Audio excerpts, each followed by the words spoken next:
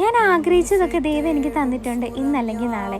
അതെനിക്ക് കിട്ടിയില്ലെങ്കിൽ അതെനിക്ക് വിധിച്ചിട്ടില്ല, അതെൻ്റെ നല്ലതിനല്ല എന്ന് തന്നെയാണ് എൻ്റെ വിശ്വാസം. എനിക്കൊരു വിഷമം ഉണ്ടായിക്കഴിഞ്ഞാലും ഞാൻ ഇങ്ങനെ തന്നെയാണ് എന്നോട് പറഞ്ഞ പോട്ടെ, സാരമില്ല, ഇതിലും നല്ലതെന്തോ വരാനുണ്ട്. നമുക്ക് എന്തെങ്കിലും മോശപ്പെട്ട അവസ്ഥ വന്നു കഴിഞ്ഞാൽ നമ്മുടെ മുമ്പിൽ നിന്ന് മോട്ടിവേറ്റ് ചെയ്യാനും ഞാൻ നിന്റെ കൂടെ ഉണ്ടെന്ന് പറയാനും കുറേ പേര് കാണും.